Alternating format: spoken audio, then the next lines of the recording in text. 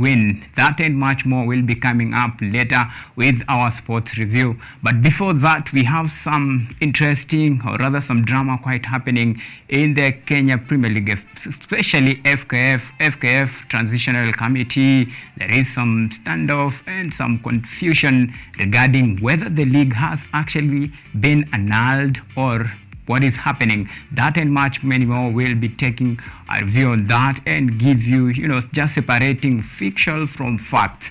Well, that will be later on. And of course, we have the today's fixtures that will be happening. We have our first match that will be Southampton will be battling out with Manchester United at 2:30 p.m. just a couple of minutes away. Chelsea will welcome Leicester City at Stamford Bridge, and they'll be hoping to bounce back from defeat after suffering a 3-0 defeat at the hands of Leeds United. And another match, Manchester City will be hope to bounce back from their stalemate draw between the two teams, and we'll be talking about that. So Manchester City will be playing Crystal Palace today at Etihad Stadium, and then Brighton will play host to Leeds United. Later on, Brentford will play Everton at 5 p.m. Liverpool will welcome Bournemouth at Anfield. Liverpool will be hoping, of course, to bounce back from defeat after being subjected to 2-1 defeat at the hands of Manchester United. And this is actually a match that has its own history. The rivalry between the two teams is quite amazing. Even the temperature, the intensity of the game is quite amazing. So Liverpool will be hoping to get their first win of the season.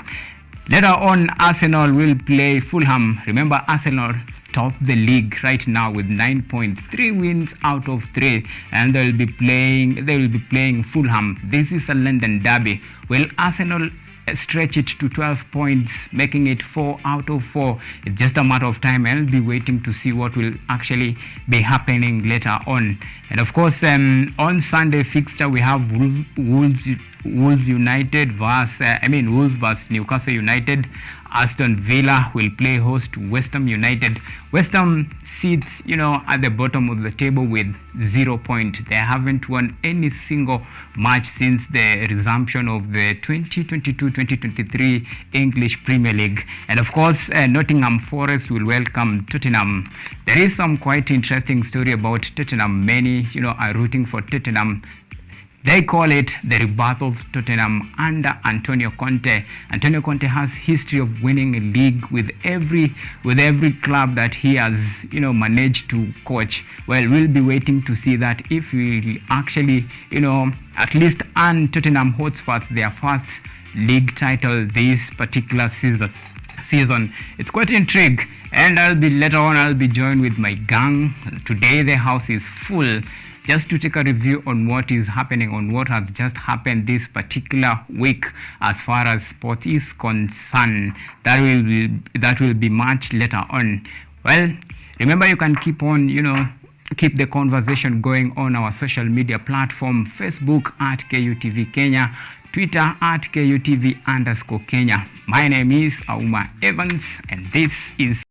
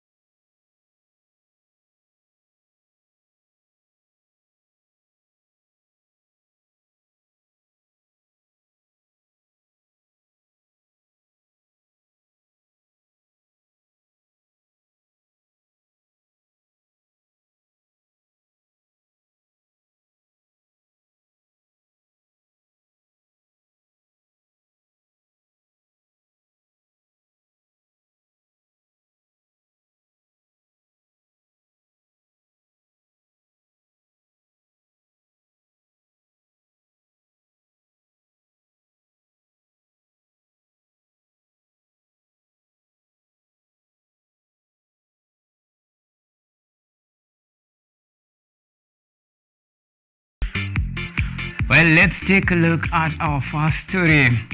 Current Kenya Basketball Federation women leaders and FIBA Africa Zone 5 champions KPA will be hoping to continue with their unbeaten run of 7 matches played so far when the league resumed on 28th of August this year.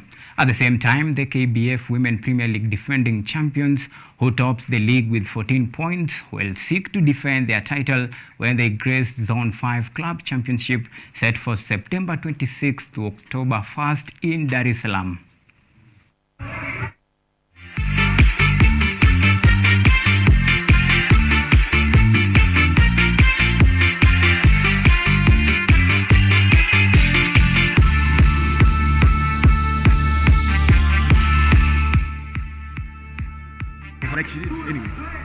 From basketball to netball, the national women netball team finished 5th in the just concluded Africa World Cup qualifiers in South Africa. The Divas ended their final group stages match in style after securing 52-36 win over Eswatini. Kenya hopes for making it to the global showpiece faded away after suffering defeat against Zambia and Malawi in their first Group B matches.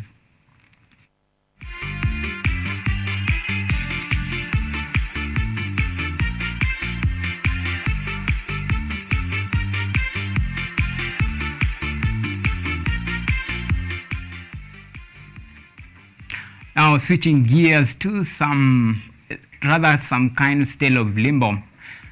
Sports Dispute Tribunal has referred decision made by the appeal committee appointed by the Football Kenya Federation Transition Committee null and void. In its ruling, the Sports Dispute Tribunal found the FKF Transitional Committee to have run the league illegally, ignoring the already existing FKF constituted bodies and forming its own to settle disputes involving teams in the league. This has cast doubt over the start of the new FKF season under the new transitional committee, whose tenure has extended by 2 months.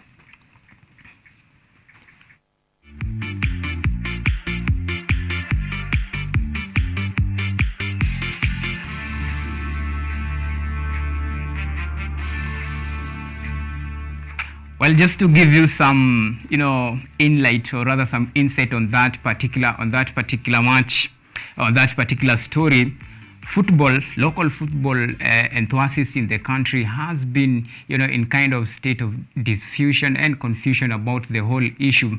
Many are wondering, or rather are asking, is the league, the 2021-2022 FKF Premier League, has really been, suspended, rather been nullified as, the whole null and void, with dispute tribunal rattling the country with that particular sport. However, in response to that, in a statement released and signed by Chairman General retired Maurice Oyugi, he has clarified the air.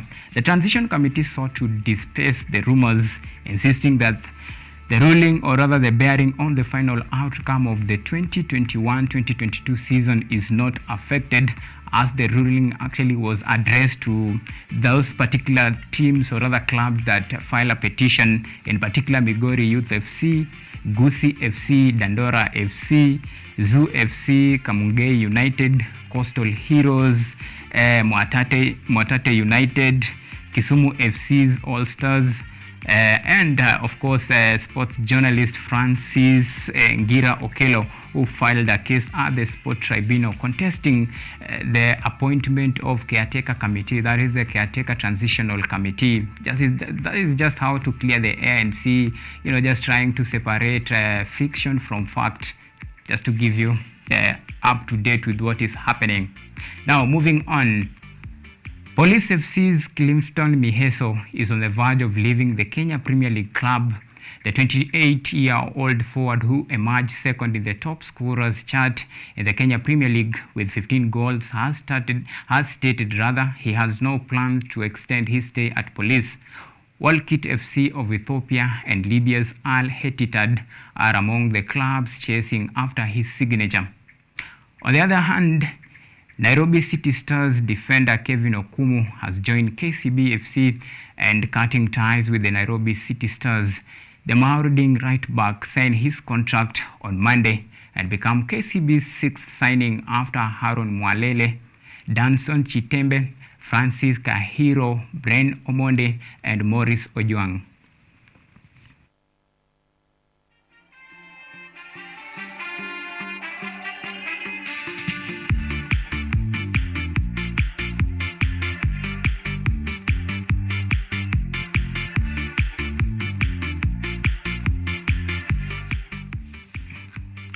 Now crossing borders. The Chinese Volleyball Association apologized on Friday after their women volleyball team played Asian Cup against Iran while wearing face masks.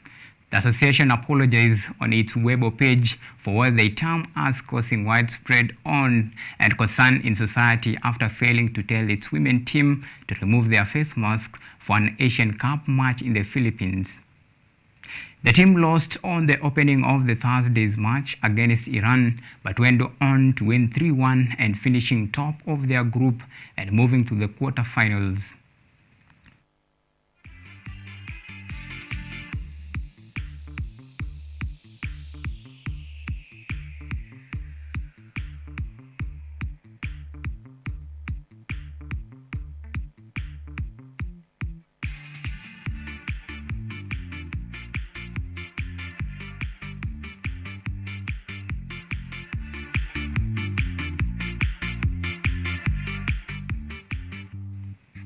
Still on international news, former boxing legend John Foreman has been sued for alleged sexual assault.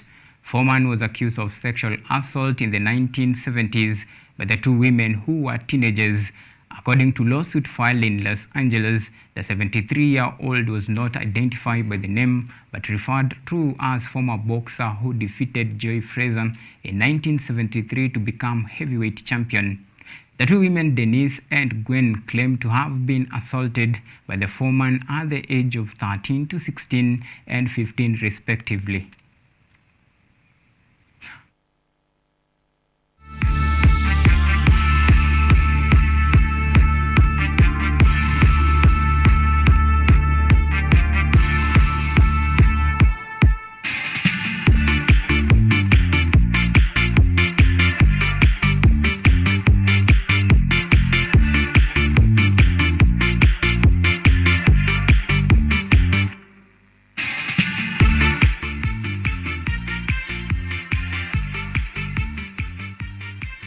Now to some tennis action.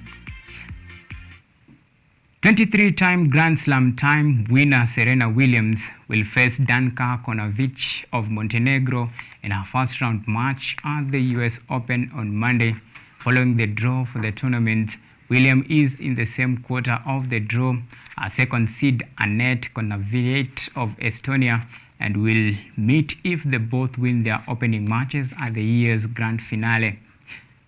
In the men's category, top seed defending champion Daniil Medvedev will face American Stefan Kolzovic in his first match next week, while second seed Rafael Nadal starts against Australian Rinky Hijikata.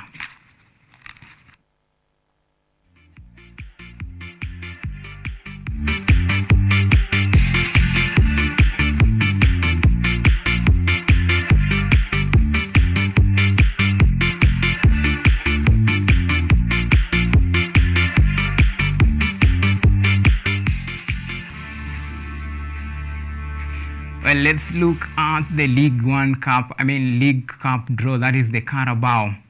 The defending English Premier League champions Manchester City will face Chelsea in the English League Cup in the third round of Carabao Cup that is set to kick off on November 8th, 9th and 10th, 2022. Other matches on the card will see Arsenal face Brighton Albion, Nottingham Forest will take on Tottenham Hotspurs, Wolves will play host to Leeds United, while Everton will travel to Bournemouth. Manchester United will welcome Aston Villa at Old Trafford. Derby County will travel to Anfield to square it out with Liverpool, while Leicester City will entertain Newport County at King Power Stadium.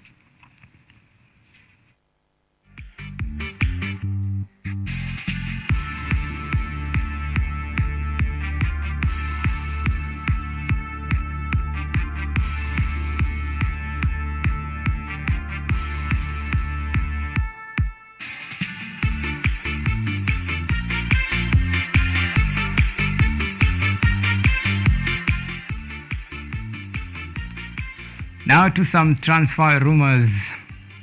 Emerson Palmieri has penned down 4-year contract with an option of 4th year on his extension with West Ham United from Chelsea. The 28-year-old left-back struggled to break into Chelsea team in 5 years at Stamford Bridge and spent last season on loan at Lyon. Emerson, who has been featured 27 times for Italy national team, became David Moyes' 7th signing of the season since the end of the season 2022-2021.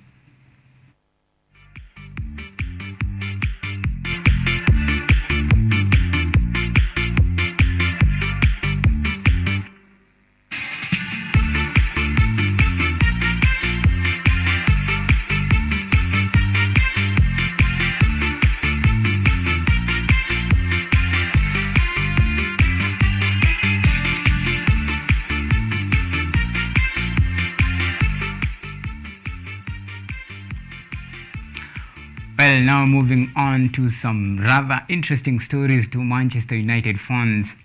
Jadon Sancho and Marcus Rashford were on the target as Manchester United delivered a performance of intensity and spirit to beat fierce rival Liverpool 2-1 at Old Trafford to claim their first victory this season. Sancho opened the score chart after only 16 minutes of playing time to put the Red Devil ahead before the breather. Marcus Rashford added United's lead in the second half before Liverpool forward Mohamed Salah pulled one back with only 9 minutes left to go. The win takes Erik ten Hag charge 14th on the English Premier League table, 1 point ahead of Liverpool.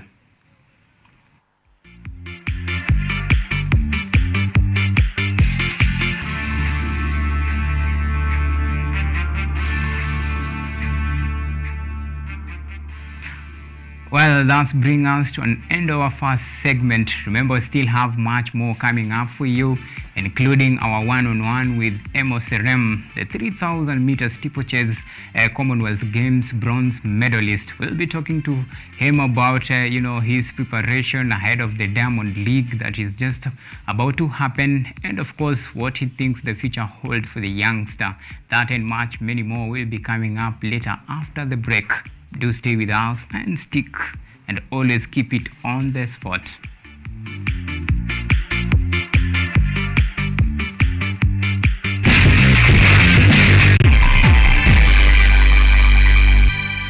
Driving and riding without incidences on the road is such an amazing experience. But do you know while many road traffic crashes are avoidable, human behavior continues to be the leading cause? Speeding, lane indiscipline, drunk driving, distracted driving, failure to wear a helmet, and failure to use available pedestrian ways have been flagged by NTSA as the fatal 6 behaviors likely to lead to a fatal crash and serious injuries. As part of the Usalama Barabarani campaign, we request all road users to prevent these fatal 6 behaviors for their own safety and that of others. When driving, ensure your speed is within the stipulated limits, the road ahead is clear before overtaking. Stick to your lane, keep left unless carefully overtaking. You're well rested if driving on long distances, and you never drink and drive. Usalama Barabarani starts with you. Fika Salama. This message is brought to you by the National Transport and Safety Authority and the European Union. Giving a business an identity through the use of technology is our topic of today's episode. I'll talk for Develop For Me. We take your problem personally. For example, if you have a marketing issue, we make sure that you make sales. One of the services that we offer is the payment integration. We also have the apps and website business. And then is the corporate branding, where Nick is one of the best designers we have in the company. He uses a lot of tools to do it.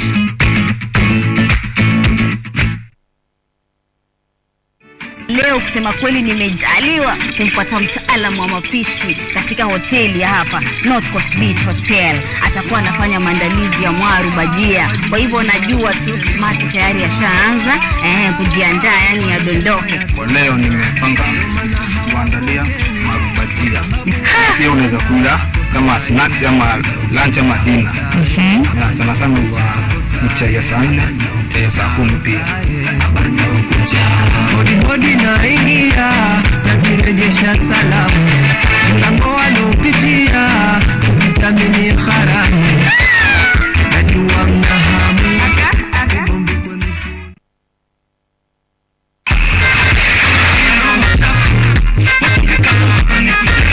What's up, people? How are you doing? My name is Katali Kenya, and I will be bringing you the full part entertainment show in the 254. Talk about trending topics on the industry 411. When these people were doing the things they've been accused of, was I there? We're bringing you the biggest, upcoming, and sizzling artists in East Africa coming through. So then I got a call from Shafi Weru. And he asked me, wewe, unataka kufanya radio ama ni nini? Nikiwa solo artist mimi nilikuwa careful. The biggest concerts and events going down in East Africa.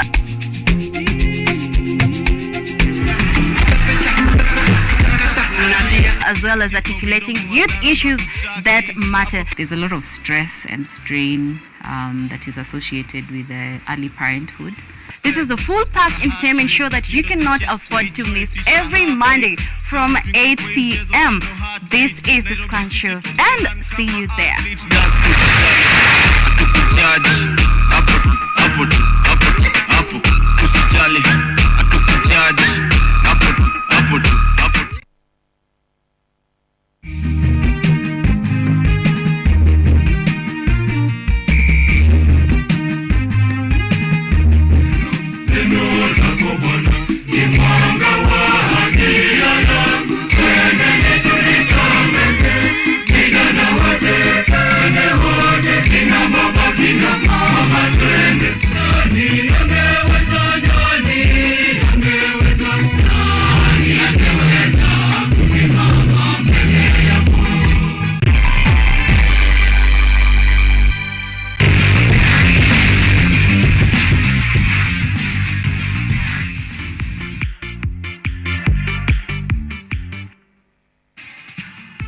Welcome back, and thank you for always staying with us.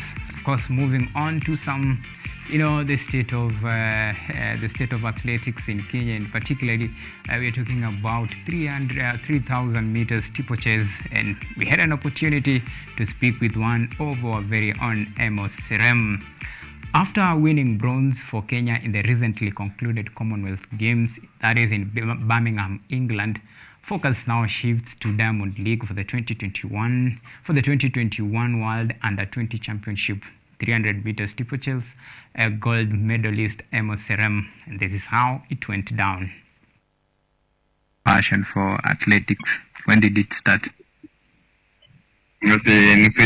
Time nilijua hivi naweza kimbia ni time nilikuanga high school huko Chewiet. Leo tulikuwa tumeenda mbio ya games. Kimbia nikaangalia hivi niko na hiyo talent ya kukimbia. You share a coach with Eliud Kipchoge. How special is it? Kwa mimi sasa hivi vile na train na Eliud Kipchoge, coach wangu ni Patrick Sang, head coach. Ana furahi kwa kutrain yeye cause sasa kwa huko mimi na train na legend sasa. Okay. So Patrick Sang alichangia aje safari yako ya kuwa mwanariadha? Kwangu kama Patrick Sang amechangia kwangu mingi sana, kwa sababu pia Patrick Sang alikuwa anakimbia 3000 meters steeplechase ambaye hata mimi nakimbia hiyo. Sasa amechangia kwa sababu Kenya ananiambia yako na that experience kwa sababu alikuwa anakimbia hiyo mbio. Okay. Yeah. Wacha tuongelee your first breakthrough, that is in last year 2021 World Athletics Under-20, and of course you're the current you're the champion. You won 300 meters steeplechase. So how did you feel being on top at that moment? Kwangu nafurahi sana kuwa the gold medalist kwa 3000 meters steeplechase ambaye ilikuwa imeanza kutupiga na watu wa Ethiopia na Morocco. Kwangu nafurahi kwa kurudisha jina ya steeplechase tena nafurahi kwa kuitwa the gold medalist sasa kwa Kenya 3000 meters steeplechase. Yeah. You're only 18. Like, what made you change your mind to transition from junior to senior? As in kwa sasa kwangu kwa sasa kenye nimefanya sasa alafu nienda senior sasa nimefuka mwaka ni sasa ni mimi sasa kujituma kwenda, ilikuwa mwisho yangu ya under 20 last year. Sasa niko kwa senior, afurahi nimekimbia tena hiyo senior kwa Commonwealth na nikapata kwa the gold medalist. Nafurahi nimeona hivi mambo huko mbele iko sawa. Hiyo wakati ulikuwa ukikimbia, pengine nini ilikumotivate sana ndio uone like sasa hapa pia mimi naweza jaribu kukimbia hii ya seniors? Okay, ili ni motivate kwa alafu mimi nikajiamini kwa 3000 meters steeplechase. Unajua kupiga mtu wa Ethiopia inakuanga ngori. Sasa kwa mimi kwa mbele ya watu wa Ethiopia, alafu tena nilikimbia yenyewe na relax. Hapo ndio ilinipatia moral mingi, nikajua hivi kumbe kila kitu inawezekana. Hapo sasa nikajipatia moral. Okay. So now competing against the best of very best, how tough is it? Of course you're coming against Conseslus, Kipruto, people that have been in the track for so long. Now, competing and sharing podium with them. How special is it for you? Kwangu inanipatia that motisha mingi. Kwa sababu sasa nikikimbia nao alafu tena niambie mbele huko azinu penye niliwinningi trials. Hapo ndio nilikuwa na hopes mingi, nikasema kama naweza kimbia na ama seniors na nikana pepa ona kila kitu inawezekana. Sasa kwangu nanipatia hiyo moral mingi sana ya mimi kutokopa watu wenye ni seniors wenye wamekimbia mbeleni. Najua kila kitu inawezekana. Yeah. Of course, talking about trials, many had expected you to participate in the World Athletics, for seniors that was held in Oregon. What happened? Hatukukuona ukiparticipate, maybe ni nini ilifanyika? Kwangu kwa US niliwinningi kwa trials ambayo ingefaa ni participate kwa championship na Commonwealth. Kenye ilihappen kwangu ni ile mambo na doping. Sikuwa nimemaliza mambo na doping. Hiyo ndio ilinitoa kwa Kenya kwenda Oregon. Hiyo ndio sababu. Na once you ulikuwa usha qualify, psychologically ilikuwa affect aje? Kenye ilifanya nikanitoa kwa hiyo, ilikuwa mambo na yenye ilini affect ni yenye hata si hapo sielewi kwa sababu yes nilikuwa nimekimbia mbeleni. Sasa ilikuwa automatically najulikana hivi naweza ingia Kevin. Hapo sielewi. Yeah. Okay. Anyway, you had a moment now to redeem yourself, and that is in the Commonwealth game. Of course, you were third and you won bronze for Kenya. Let's talk about Commonwealth Games. How special was it? Juu hiyo ndio ilikuwa your first international competitive match, and of course winning a medal for Kenya. So ilikuwa aje? Experience ilikuwa aje kwako? Kwangu experience kwa hiyo racing ilinipatia mimi ni sasa, kwa sababu sasa siwezi rudi nyuma huko ya junior tena. Sasa kwa sasa naendelea na senior. Imenipatia experience ya mimi kukimbia na seniors ndio nisiokope kwa game tena. Inanipatia hiyo experience mingi. Okay. Juu sasa tunakumbia na kina Elbakari, kina Girma. Jamaa tafuta. Hiyo wakati wa Commonwealth Games pale, like niliona after ushakimbia race kwa press interview ulitoa comment ukasema jamaa alikuwa mjanja sana. Vipi, pengine aliwa surprise ama tactics yake ilikuwa ni gani yenye pengine alipull hiyo surprise yenye pia ikawastua? Kwa mjamaa ya India ukweli hapo naye hatukujua hivi maybe ataweza kuja kuingia katikati yetu. juu tulikuwa tumeelewana sisi. Tulikuwa tumesema tunataka kitu ya kwanza ni kurudisha kwanza jina irudi nyumbani ya 3000 steeplechase kwa sababu inafanga mbio ya Kenya. Na hiyo ndio race yenye wa Kenya wanaangalianga sana kwa sababu jai people kwa hiyo 3000 meters steeplechase. Sasa ilikuwa tu kwanza tupige kwanza podium 1 to 3. Alafu kidogo hatuko tumesomanisha jamaa ndio hivi, kumbe hata naye sio mraizi. Tulikuwa tunastokea kumbe ananyamaza nyuma hapo hivi, kumbe alikuwa jamaa staff. Hapo naye alipotuingia katikati hapo ndio tulishangaa hivi, kumbe hii kitu inafaa kupigwa. Kenya tumekuwa tukitambulika kwa 3000 meters steeplechase. Lakini kidogo takriban kitu kama 2 years hivi hatujakuwa tukiperform according to expectation. Ni vipi, watu ndio wame notice game plan yetu ama ni nini na happen? Kwa sisi kutupiga kwa 3000 meters steeplechase, hasa kwa mimi according to my experience ni hawa jamaa wame notice that wakikaa na Wakenya wananyamasia, alafu Kenya wanatushindia tu, ni sisi wanatushindia mambo na barriers na tena speed. Hawa jamaa kama sasa kina Kirima wako na speed yenye wanakimbia sana, alafu tena kwa mambo na barriers wanajua kukilia vizuri. Sasa hawa tu wanatunyamazia, alafu ya mwisho tu wanakuja kwenda. Okay. So probably now that Sha notice kuna issue mahali, so ni nini mnafanya kurekebisha ndo going forward to make sure like that races of which tumekuwa tukiclaim for long inabakia hapa nyumbani? Asi kwa sisi vile tumenotice ni kusawa jamaa wanatunyamasia, alafu ya mwisho kusoko na finishing wako na speed wanakuja kutupiga.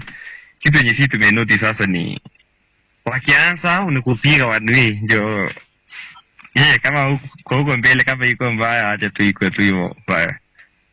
That's Kenya ni mesisi yenye tume experience sasa ni kupiga kila mtu asikie. Na makoches wanasema aje huko wakati wa mazoezi, ni mbinu ama ni mikakati ipi mpya ambao wameweka kuhakikisha kuwa pengine mnaanza kuwako ni weak areas? Kenya kuja sasa wanatuambia sasa ni kwa sababu wanajua weakness yetu ni hizo ni speed. Sasa sisi tunashindwa kwa finishing after kwa nini ya mwisho. Kwa sasa wame notice kwa hawa jamaa wanatuambia sisi sasa tutafute speed yenye tunapiga, yenye tunatafuta size. Ni speed watu yenye tunatafuta, yenye gojes wanatupatia sasa tupige. You are in the training, right?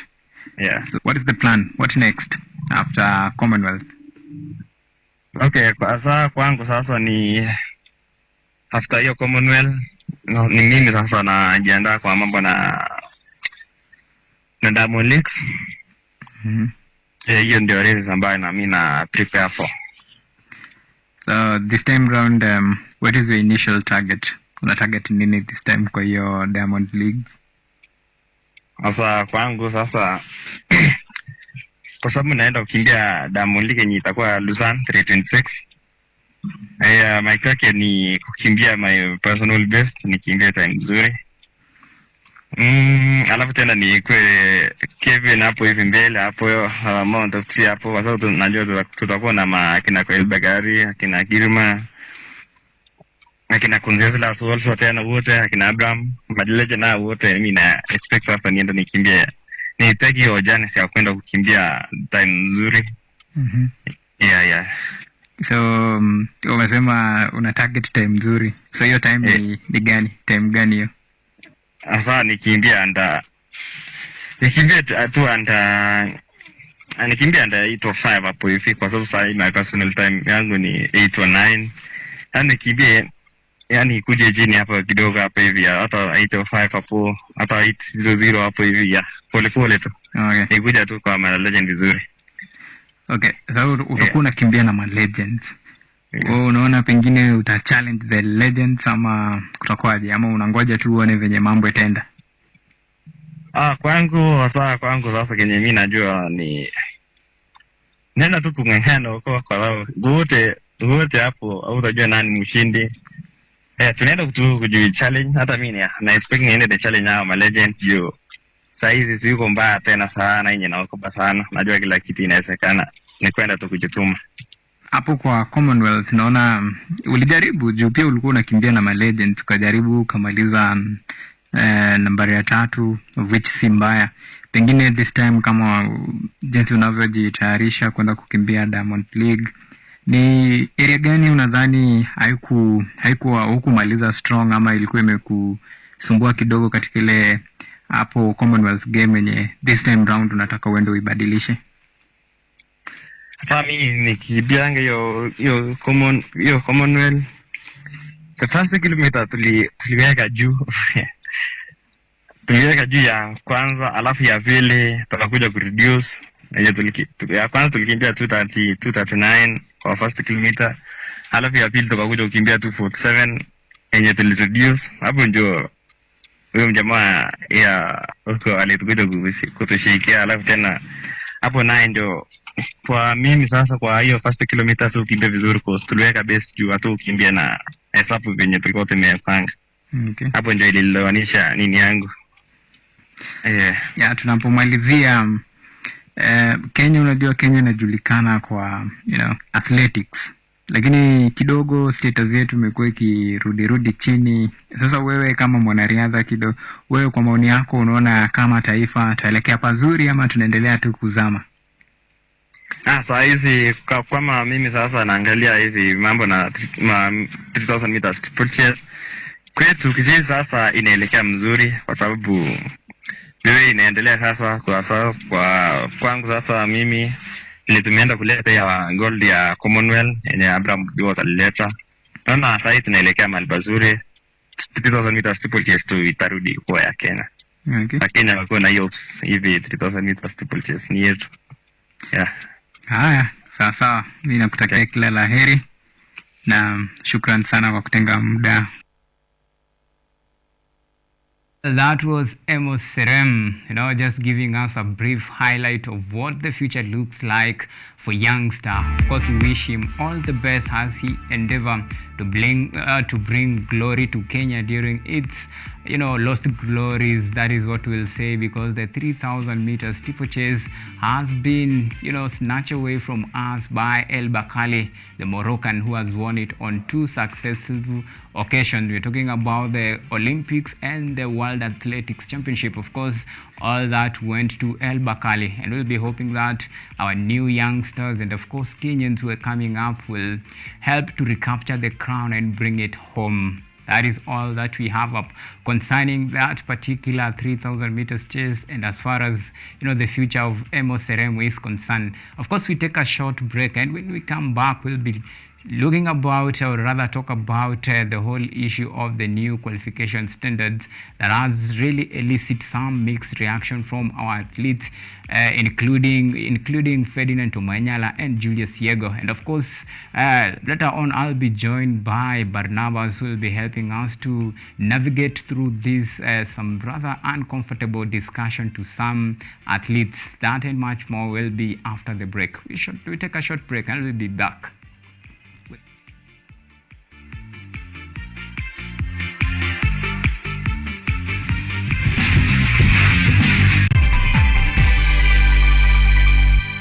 KUTV, in conjunction with Kenyatta University Funeral Home, is now offering death announcements immediately following our news bulletins at 7 p.m. At this sorrowful time, as you share in your grief, allow us to communicate your announcement of your loved one on KUTV in both Kiswahili and English. For more details, kindly inquire at the KU Funeral Home Service Desk or call 0736 928 380 or dial 020-359-9054.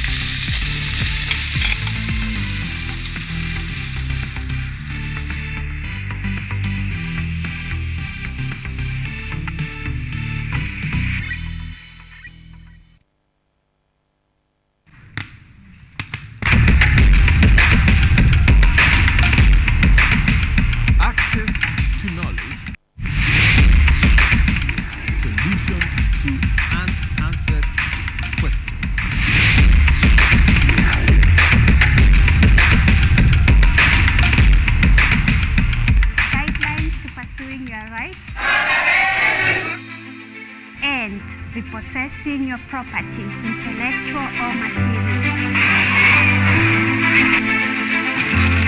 This and more, only on Law Matters.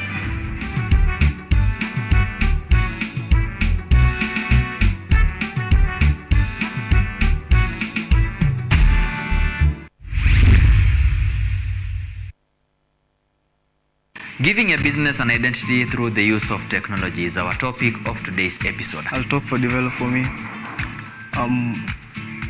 We take your problem personally. For example, if you have a marketing issue, we make sure that you make sales. One of the services that we offer is the payment integration. We also have the apps and website business. And then is the corporate branding, where Nick is one of the best designers we have in the company. He uses a lot of tools to do it.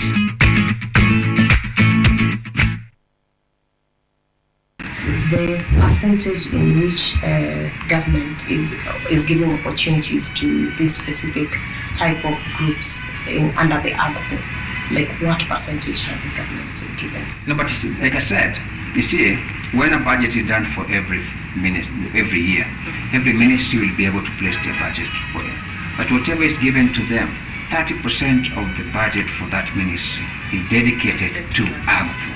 30%. So if let's assume, for instance, that a ministry is given 2 billion, for instance. Now, 30% of 2 billion would be about 600 million. That will be dedicated to AGPO. And therefore, when you go to a ministry, as a young person, as a person living with disability, 600 million is actually meant for you. This is The Agenda with Benturo Kumbuka and Colonel Retired Cyrus Oguna.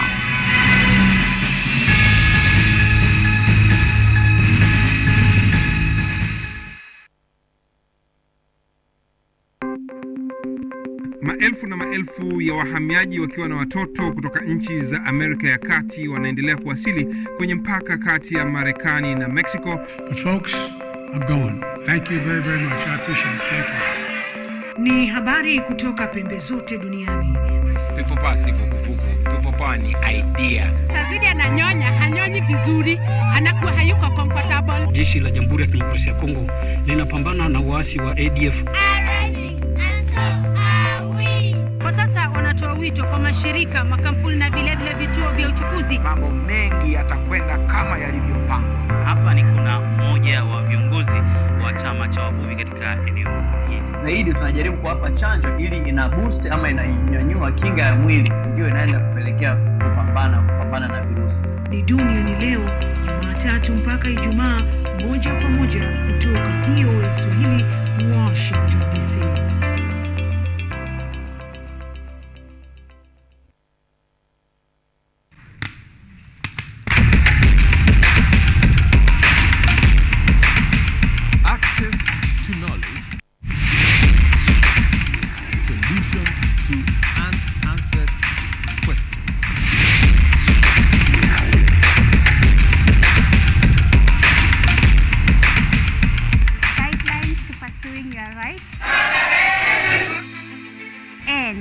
Possessing your property, intellectual or material.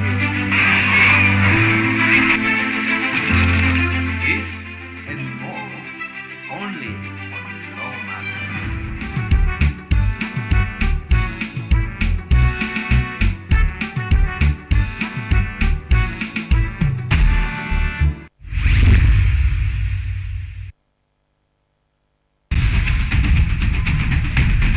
Bila shaka mbiu ya mgambo ikilia, kuna jambo. Na sasa katika QTV Rise Today, makala ya TBT, tunaongeza kuni, tunawasha moto. Tunaingia barabarani kuangalia hali ilivyo, takwimu za corona na kupa habari zinazojiri na zinazokuhusu na kujuza na kukumbusha yaliyotendeka siku kama hii ndani ya historia. Kisha na kuletea wageni na wataalam. Tudadavui, tufahamu na tuchukue nafasi yetu kama vijana katika uongozi, uchumi na masuala ya kisiasa nchini. Na joto likizidi, tunaingia uwanjani, tunachambua spoti ya Kenya. Ni kila Alhamisi saa 1 hadi saa 4 asubuhi, nami Vincent Maina almaarufu Ojwang mtoto wa Mariam, ndani ya KUTV, a new experience.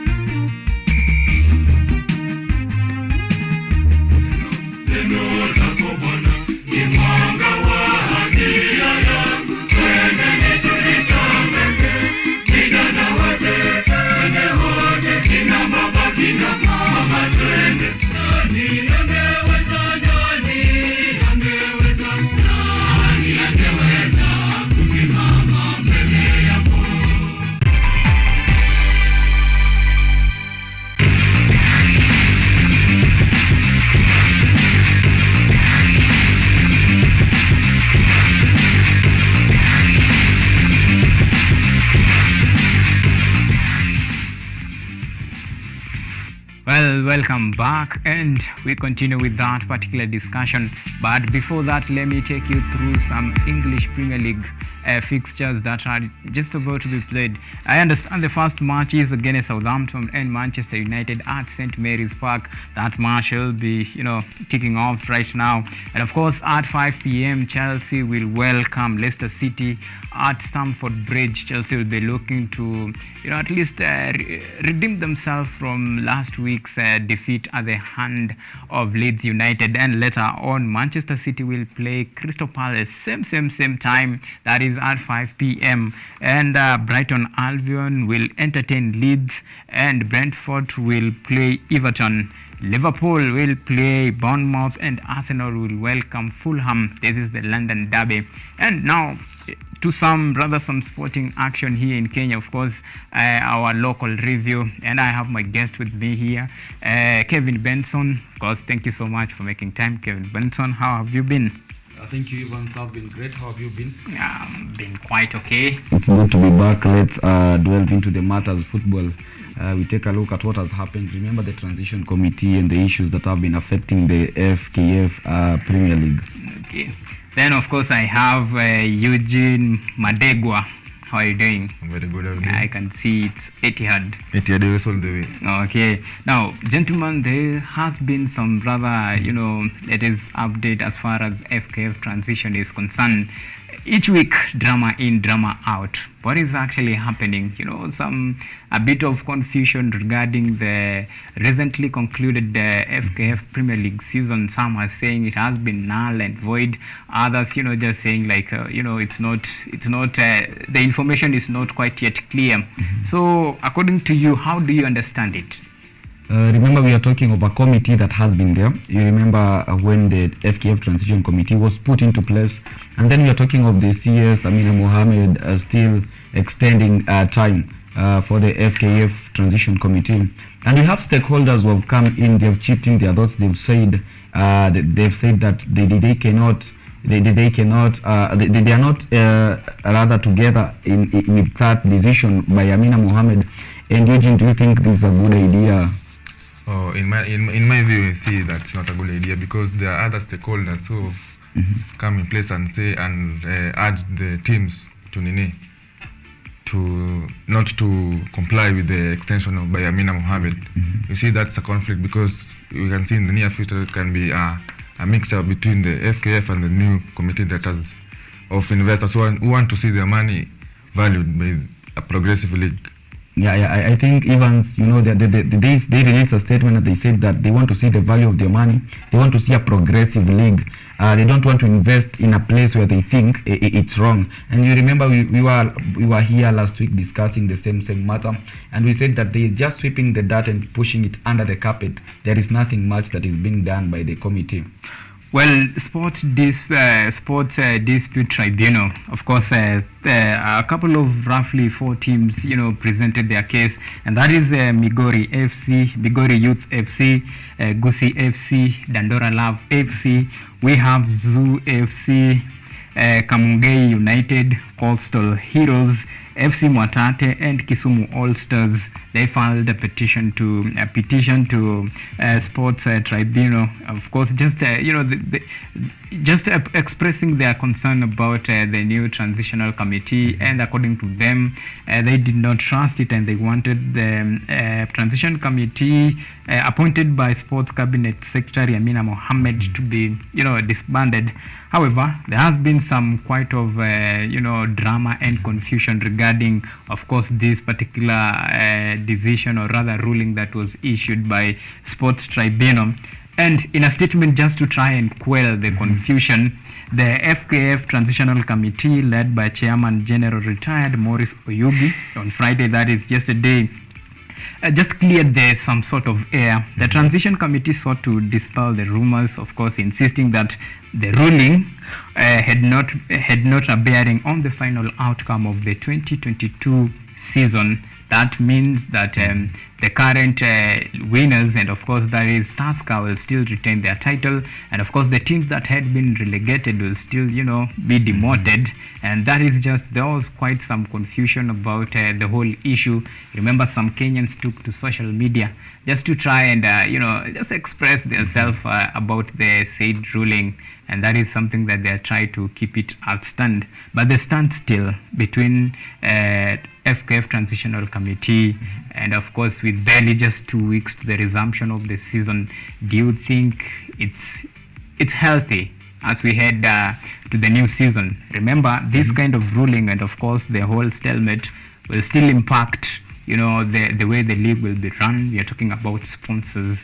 So do you see a scenario whereby the same problem that we had last season will still be carried on even to the new season? I really think it will be tough. It will be very tough, and I think Kenyans have just been left out there, out of the light. They don't know what is happening. And if you're to look at the committee that has been formed, remember the committee being led by the likes of Linda Ogutu. We have the likes of Morris, the likes of Edward. These are people who we know. Also the likes of Linda Ogutu. These are a veteran journalist.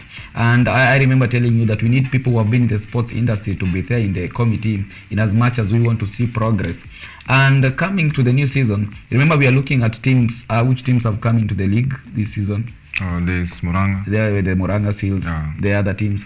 And then we are looking at other teams that even got relegated. Are you looking at the statements that were released by Wazito and Mathare last season when they said they do not trust the league? So if this FKF committee is going to continue in the same pace that they are dealing with right now, then it will be more trouble for the country. Also remember, there is a sports industry, the sport ministry. It has really affected the country. And I think you remember we had talks last season, and people stated that the likes of Tusker and Kakamega never deserved to win the league. Madeg, what do you think Tusker deserved to win the league last season? Yeah, you see the last part of the league, Tusker, Kakamega Homeboys were drawing, but Tusker was consistently winning. So you see there was a mix up in results. So I think it was fair enough to see Tusker won the league.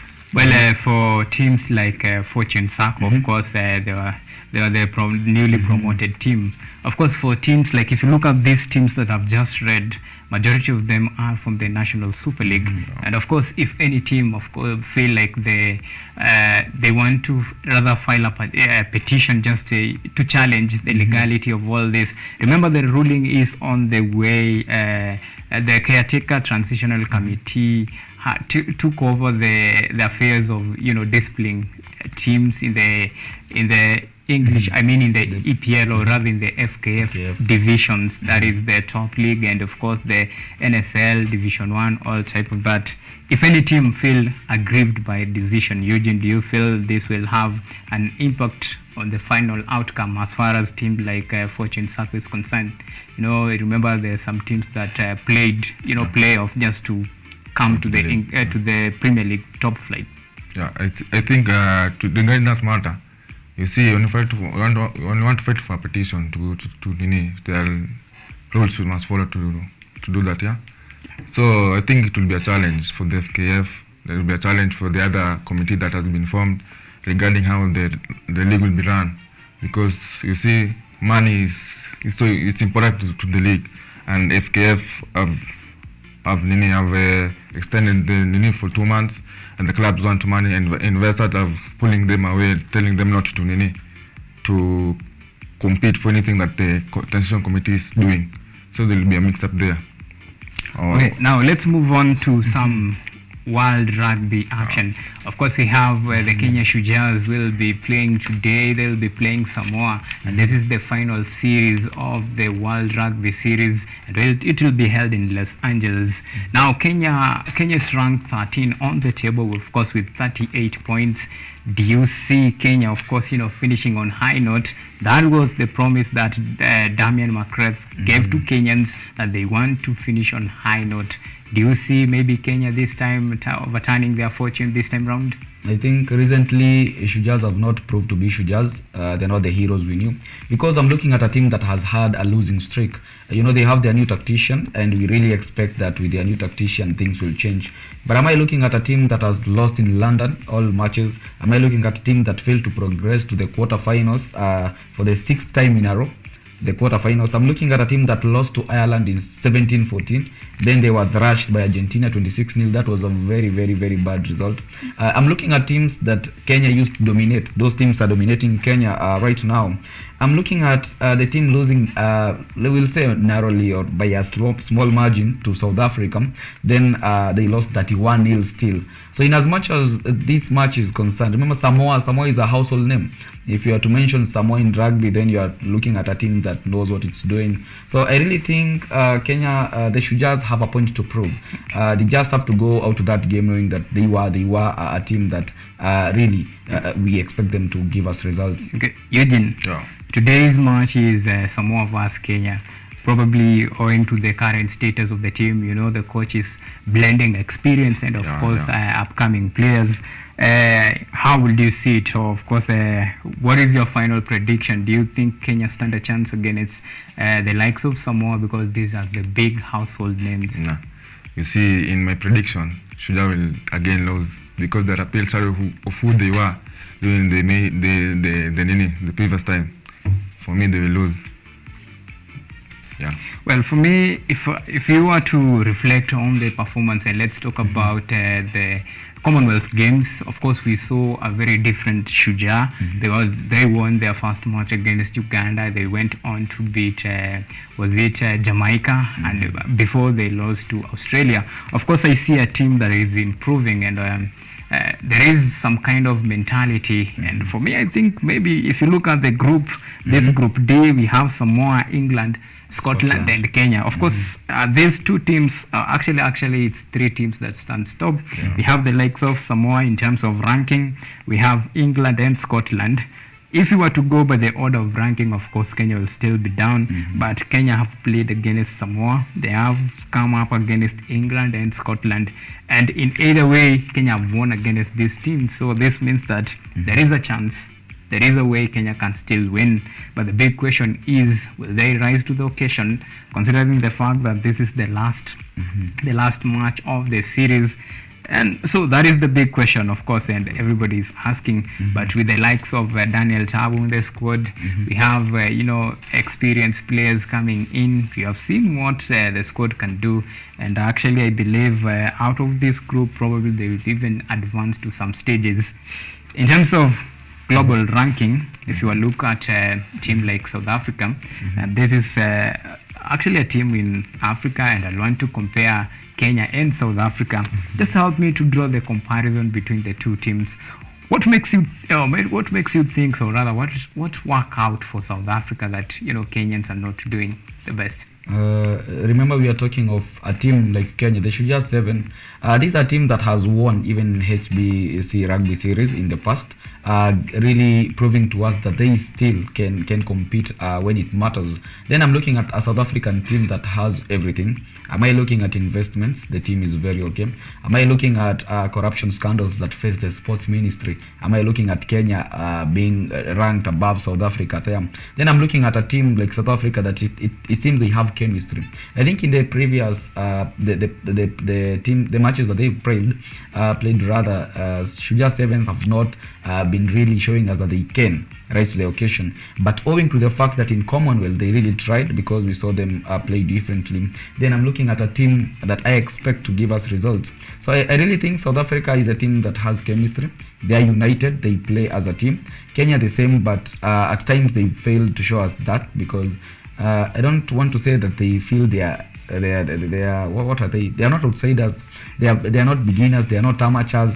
This is a team that has professionals, and I think if you are to look at the games that they've played, if you are to watch those matches, most of that one against South Africa where they edged them 24-21, that will give them hope in the games that they are to play next, because they will see that indeed we tried, we put on a fight, and they will tell you all is not over until it's over, Evans. Okay.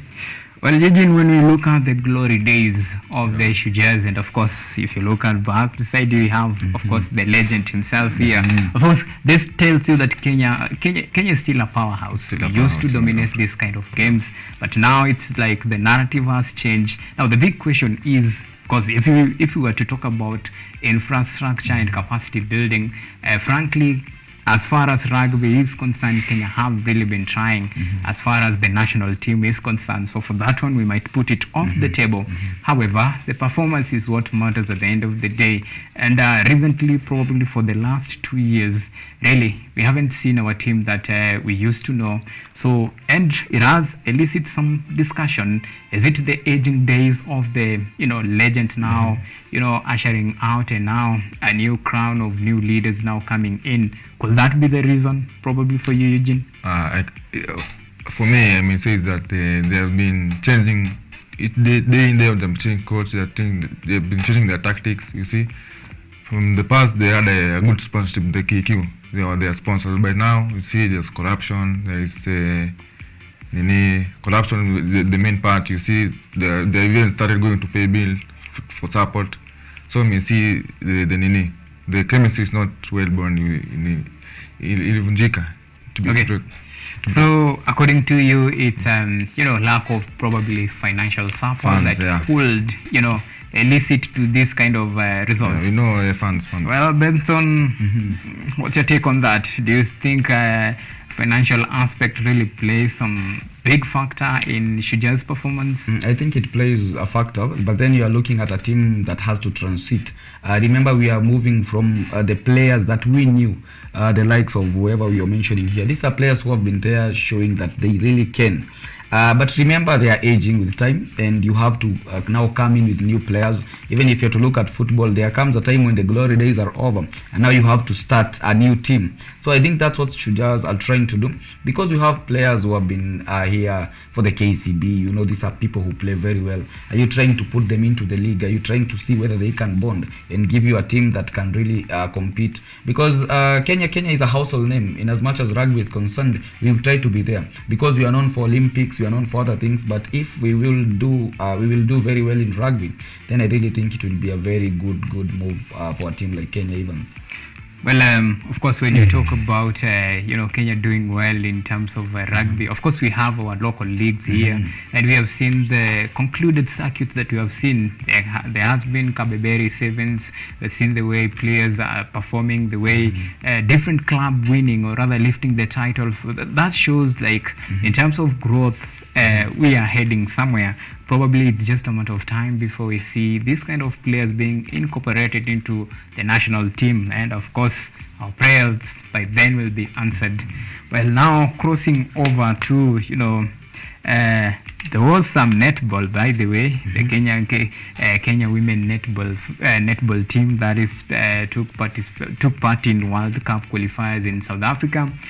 Unfortunately, we lost, and actually we finished fifth, and we missed the qualification spot, so Kenya will not be taking part in next year's World Cup. But at least we managed to come back from defeat and salvage a point. That's what matters. But if you look at Kenyan netball performance, do you see a team that will rise up to the occasion next time? Going to those performance. Remember the first game the first game was against Zambia. Of course we lost. Then we played Malawi. we fall to Malawi. Then we play Eswatini. Eswatini, actually, we thrashed them really bad. Then, of course, there was this Botswana. Probably then we defeated them to finish, top 5, of course. So, this is a team that has really, struggled a lot. But do you see the light at the end of the tunnel for this particular team? Yeah, remember, I'm looking at a team that lost 2 matches in a row, then won the third match. We will say Swatini was a team that we really never expected to beat us in as much as netball is concerned. But am I looking at a team that will really want to rise up from that occasion? Remember, we've not been known for these types of games, Evans. If you will tell me that it was volleyball, then we know that the Malkia Stars have been showing us they really can prove a point. But when it comes to netball, then we are looking at not even many people never even they didn't know the news about that, and to them it will be news that you are announcing that indeed we were beaten. They don't know anything about that. So I'm looking at a team that will really want to prove a point. A team that if you are to base your performance on the previous game, then move forward, try to see what you can factor in, what went wrong. Are you learning? Are you benchmarking? Then try to see, is it fans? Is it the players? Do you have the right coach? Because I really think they are trying. And going forward, I think there is some hope for Team Kenya. We just have to give them time, Evans, and see whether they will try and give us some results. Well, you have mentioned something about, Malkia Strikers. And it was on, was it just yesterday? Yeah. The coach was crying fault about the lack of financial support again, the issue on table. And Eugene, if you were to weigh your opinion on this particular matter of financial support, of course, to our national team, do you see this one, painting a bad, image? But bearing in mind, we still, there was kind of election. We're still waiting for new office to take over. Probably, is that kind some of an excuse, just to pardon them for this one? You see, money plays a good role in what Greenliness want to in the future. So I may see that if there's not enough fund put in place to curb anything that the Malkia Stars or that the football team or that the rugby team that wants, we may have poor results that we have been seeing each and every day, each and every time we see teams losing, and we are the picture of Africa in matters concerning sports, like in rugby, in volleyball. We are known for that. But if we're not putting the right funds, the good funds, the right funds are coming, but they are going to another channels, we may see bad results each and every day. People complaining that fans, this corruption in the ministry. You see, we need funds. That's the main thing. Or also take Benson. I will second him, Evans. But I think moving forward, if we have to invest very well in as much as matters sports are concerned, then Evans, I think we will move on as a country. Well, that is, investing. That is the message. Yeah. Now, there is some, big actions that we saw. Of course, the KPL preparation. We saw the likes of Kenya Police traveling all the way to Rwanda just to get a warm-up reaction to see ahead of new season. And there is one thing in particular that was quite interesting for me, the sentiment of the coach. He says this time they're not taking anything to chance. They want it all. Of course, you have seen the way they have invested in the transfer market. Last season, they signed quite quality players. Do you see now this time it's just a matter of, the right player clicking into the system, or it will be just same story, and the narrative continues? You remember Kenya Police, they came into the league last season, and I think they really tried because this is a team that the likes of Gijo, all the way from wherever he is, he loves that team. I'm thinking it's from the way they play, because we've seen them play and they are trying to click, but I think they are not yet where we expect them to be. But flexing their muscles all the way to Rwanda is something that other teams will try to look at. Will they feel intimidated as they train in their home grounds in Kenya? But remember, you might go all the way but still do nothing. You can train in Kenya and still win. But I'm fancying Kenya Police. Their coach has been very affirmative in his statement. He's very positive. You can see this is a coach that wants all the best for the team. And I think as the new season comes in, I just wish we wouldn't have the FKF drama and everything that will bring a mix-up in the Kenyan league, because they said there are chances we might have two leagues playing at the same time from the way stakeholders stated as they met in Kasarani, but we don't expect that. So Kenya Police will be a team that we'll want to watch. But remember, the household names like Gor Mahia have signed new coaches. The likes of FC Leopards have still come and they want to prove a point. They have new investors, they have new sponsors, and I think going forward to the next season, this is a team that we will want to watch. I think Eugene, your team Gor Mahia, do you think they have a chance against the other teams in the league? I see Gor Mahia for the past one season they have been the issue was about the coach, the system they're implementing the place, but this time around they've sat down, they've looked for who is the best in place to take the initiative to run Gor Mahia as a team. I may see that this season they will up their socks and take the league. Do you think if the problem that is facing Gor Mahia is actually can be attributed to, the services of the coach? Because remember, this is a club that is in a dilemma.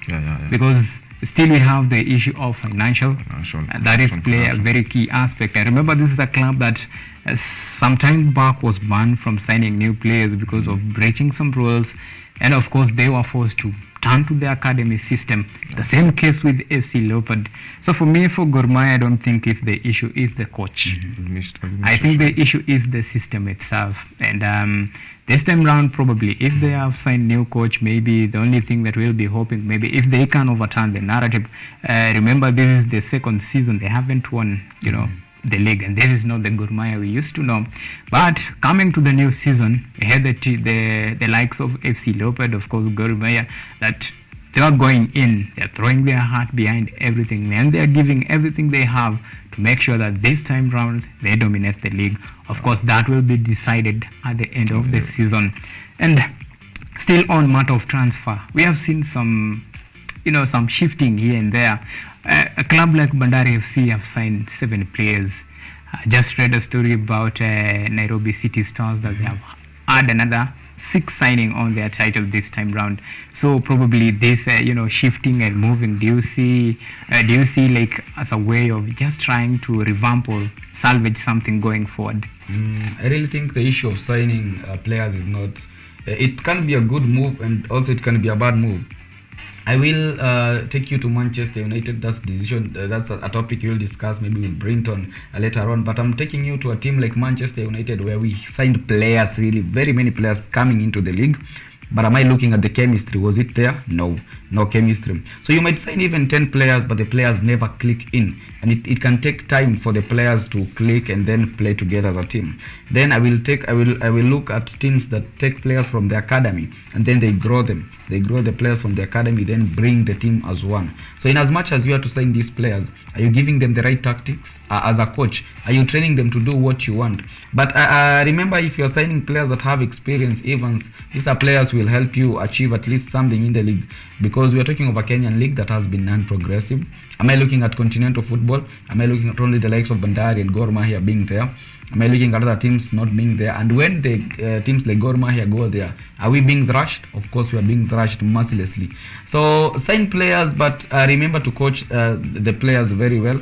If there are players who have come to play and they're not coming for money, then expect results, because money is the major factor in a country like Kenya. I will take you back to when people were boycotting training, claiming they are not going there because they're not being paid. Are you looking at that narrative changing? And then are you looking at a team that is really ready to challenge for something? If not winning the league, then move higher in the ranking. At least show us that you can play. You can play. Give us your chemistry as a team. Then we will support you going forward. And even investors will chip in and try to help you as a team, Evans. Well, I get the whole issue of buying players and of course expecting them to perform. Then it can be probably be narrowed down to the kind of players that you bring in. When you bring in top quality players, of course, you'll be rewarded at the end of the day. So it has played out. We have seen the likes of even Manchester City in the English Premier League. Their signings, they sign quality players and they dominate the Premier League. The same case in any competitive league, be it in the FKF Premier League, be it even in the Tanzanian Premier League, they sign quality players in return for better results. So even if you sign, average players, of course you'll get average results.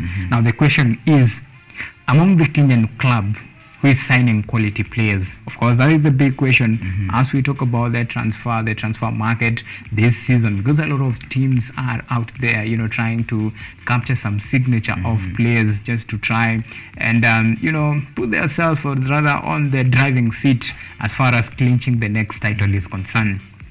We have seen, of course, Kenya Police have signed. Tusker haven't done much of the signing. Same to Gor Mahia, they haven't, flexed muscle so much in the transfer market. But we have seen Bandari, they have signed players. Kenya Police have added some few, and of course the likes of Nairobi City Stars, they have. KCB have signed players. Now the question is, are those signing quality signing that will reward them in the end? That is the big question. And of course, Eugene, you are a golf fan. Yeah. Do you see like the type of signings that you have done will probably this time round propel you to clinching the title after it has eluded you for almost 2 seasons? Yeah. You see, now we have started from the higher ranking. You've brought in a new manager. So from the manager, he will look at who is quality, who is not quality, because he will have a supporting body. And I may think the supporting body is from Kenya, knows the league very well, knows what we need, what we don't need, what the quality players in place that are free, that are trying to transit from one team to another. We go for it, we take the chances, and if you sign quality players, this league is ours next season. Yeah. Well, of course, quality players, this league is yours next season. Yeah. But before we wrap up the whole issue of, the KPL and of course local review, there is some rather very important aspect as far as, the club is concerned, and that is the role of youngsters. We're talking about football academies. A good example last season, Kakamega Homeboys and of course FC Leopards really survive, or rather, depend much on their youngsters. What is the role of, the youngsters and football academies as far as, the league is concerned? Oh, I mean, say that for youngsters, they need to be nurtured first, you see. So if you want to transit from a youngster to first team choice, you need to have let's say like a mentor to guide you through the way, so that when you come to first team, you can have the experience of what the league is, how we play. Even I have a youngster from my home who transited from FC Academy to the first team. It's called KC, he's a midfielder. He used to tell me that he had a mentor first before the process, what's going on in between. Yeah. So, Benson, can we trust on the process? We can trust on the process, but is the process trusting on you?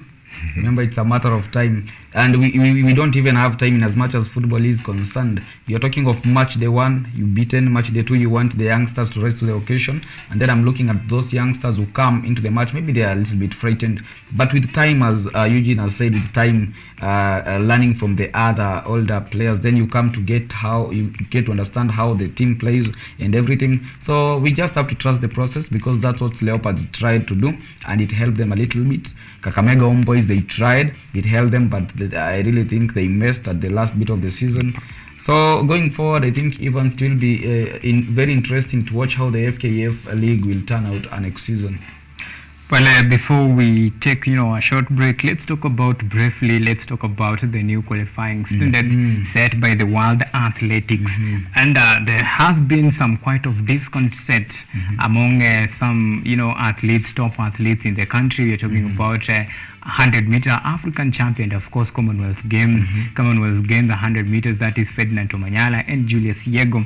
They were among the athletes that just come out strongly to just oppose the new set standards. Of course, it is crazy. If you ask me, I think it's crazy. When we look at 100 meters race, the qualifying standard was 10.05 seconds. This time it has reviewed to 10. Of course, if you were to look at Omanyala's performance, there is only one instant that he hit, sub 10, and that is when he won the first Kip Keino Classic. That is, he ran under 9.97. Well, he left the Commonwealth game crown, and it was 10.02. So do you think this being a tall order for athletes to achieve? I really think these are very the bar has been set higher, and that's what many athletes are coming out to say this is not very good, because in Oregon it was 10.05 qualifying for men, then it was 11.15 for women. Now we are headed to Budapest, or what are they saying? It's 10.00 for men, then 11.08 for women. And I think for athletes who have been training, remember a player like Omanyala, or rather an athlete like Ferdinand Omanyala, he's a person who has been training, so he knows his time, he knows at how many seconds he can run and maybe achieve that particular stated time.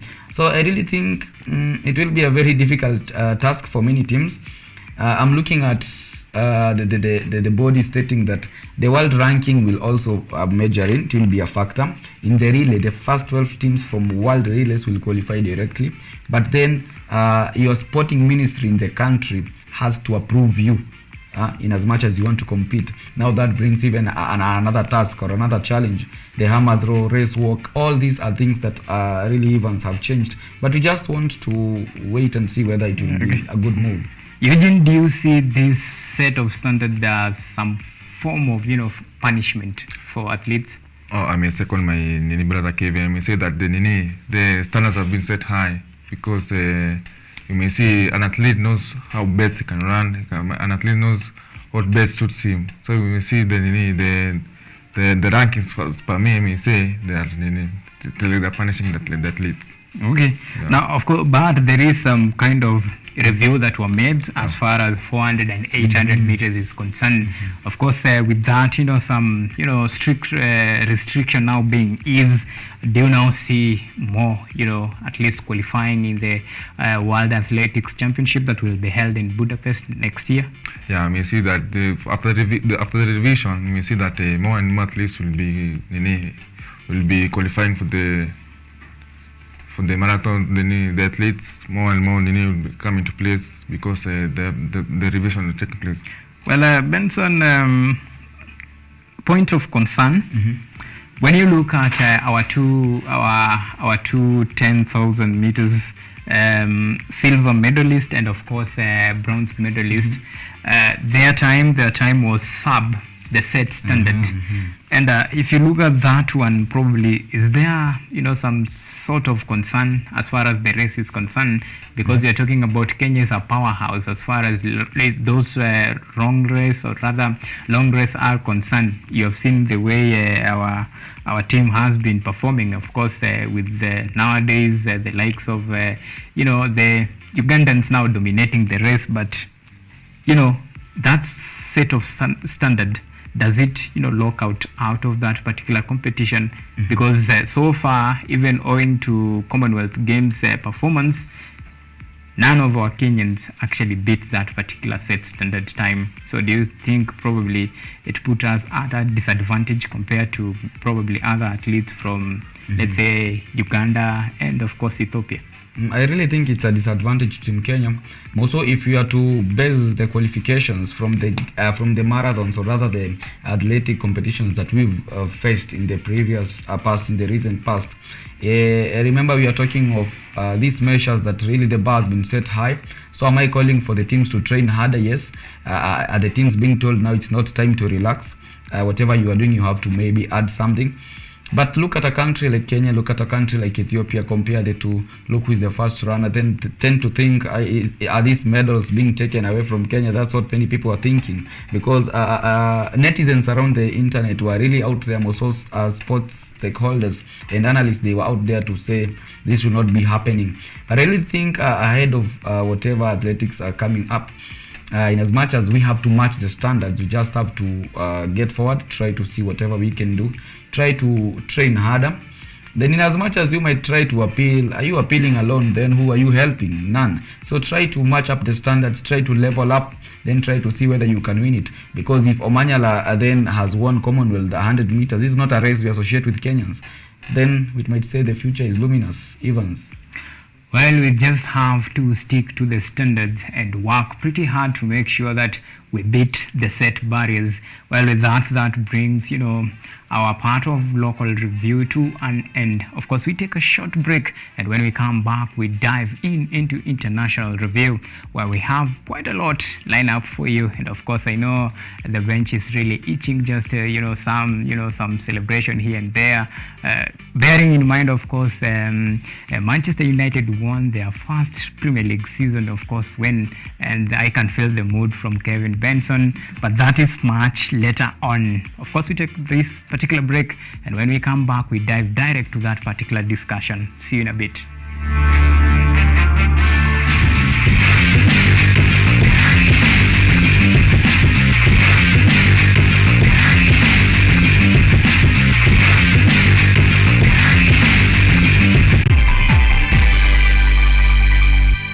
KUTV, in conjunction with Kenyatta University Funeral Home, is now offering death announcements immediately following our news bulletins at 7 p.m. At this sorrowful time, as you share in your grief, allow us to communicate your announcement of your loved one on KUTV in both Kiswahili and English. For more details, kindly inquire at the KU Funeral Home Service Desk or call 0736 928 380 or dial 020-359-9054.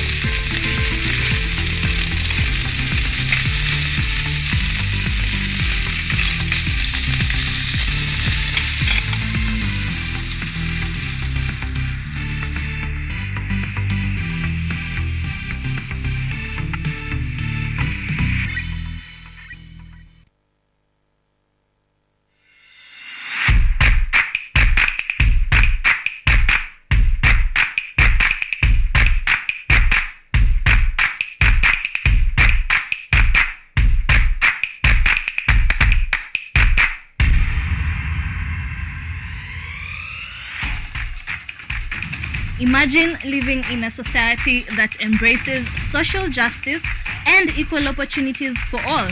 On Woman Crush Wednesday, Rise Today, we bring you experts for meaningful conversations on matters gender equality. Mimi nasaona hakuna gender equality as we speak. So we continuously work with the men. I feel that they're judging the girl. Parenthood. Mind is very important in infertility. Mental and physical health. You need to be surrounded by a proper network. After nimeanza healing process, nilikumbuka kuhusu boys na wasenye niliacha ghetto. Like kila wakati nilikuwa najaribu kutafuta mbinu yenye naweza wafikishie ujumbe. I feel like if you have 15 minutes, if you have 20 minutes, 30 minutes, whatever amount of time, use it, because any physical activity is beneficial. No physical activity is dangerous for you. And we touch on current affairs. Marrying is a journey. It means you're taking a journey together. I'm dying to be different. Changamoto ziko, but you can't sit there saying, oh, mimi nitafanya mziki siku yenye dozi takampe. You look at this person and you're like, wow, they just woke up and they found themselves here. Join us every Wednesday morning at 7 to 10 a.m. here on Rise Today Woman Crush Wednesday. I am your host, Nina Gikunda.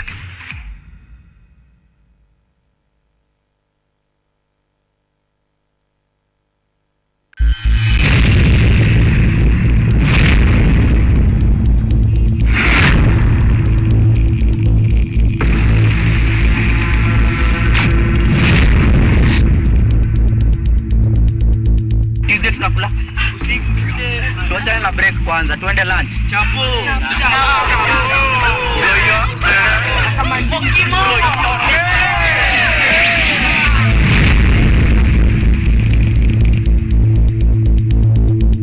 Rasha piga shada kuna giza.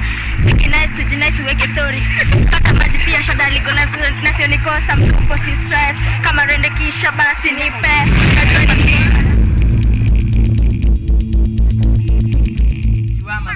Big up, Zade, ukiwa adiliva, big up, Sis, big up, Shows, Mamba, big up, Oya, wase wote, okay, my principal, big up.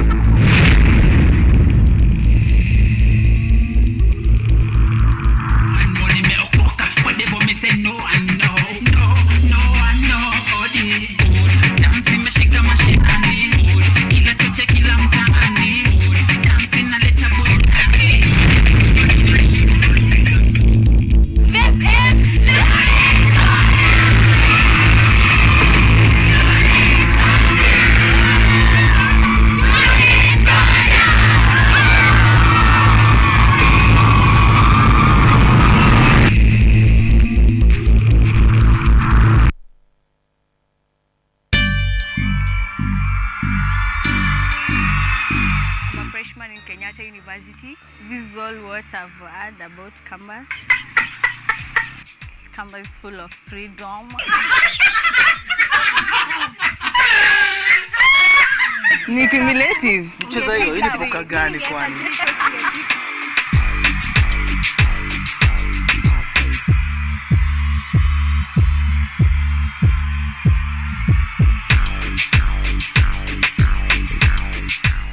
I'm a fourth year student and I mostly hang out at shopping center. I'm a arboretum, and what I'd tell first years is it's never too late to start being serious.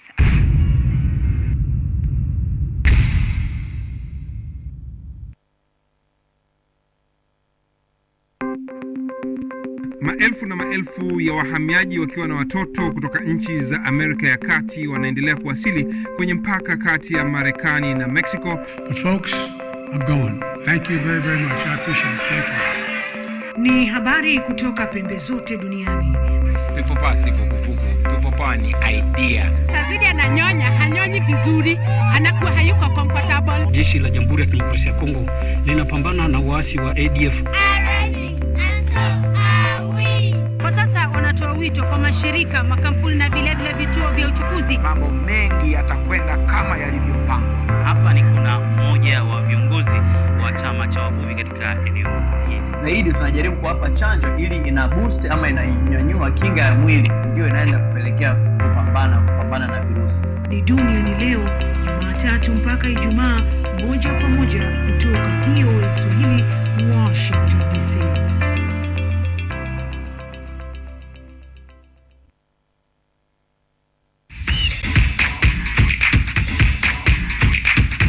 Ukiwa na dukuduku la michezo, tunafungua sanduku la dukuduku kwa ufahamu zaidi.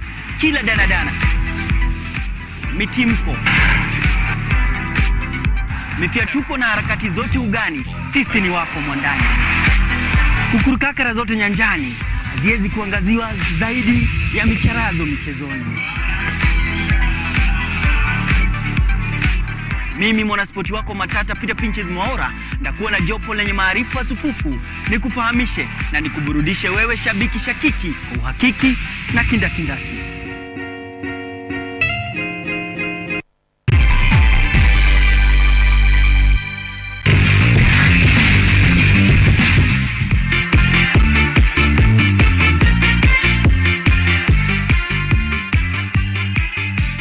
Right, welcome back, and it's time for international review. Of course, I have my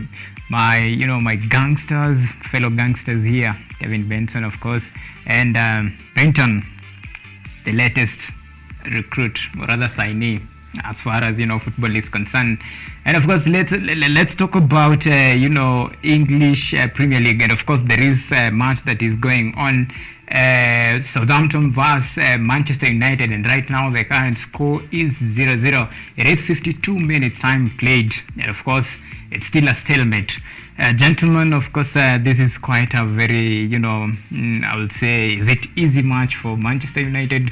Of course, remember you have just won against a big club. So what's your take, Benson? Let me start with you. I really think it's not an easy match as many may fancy it, because I'm looking at a team that the coach is trying to try a new tactic. It will be something we have to watch and see. Well, of course, we saw that particular match there live, some live footage, Manchester United vs Southampton. But for me, the game will end up having 1-1 or 0-0, or maybe Manchester will have to score at the last minute. What makes you think that it will end in a draw? As you can see that Manchester is using Rashford as the sole striker, and for me, Rashford is not that a player who has a better finishing than for me Rashford is not that better than Marshall or even as Manchester United fans. Even before we jump to all that, let me take you pretty quick to today's fixture.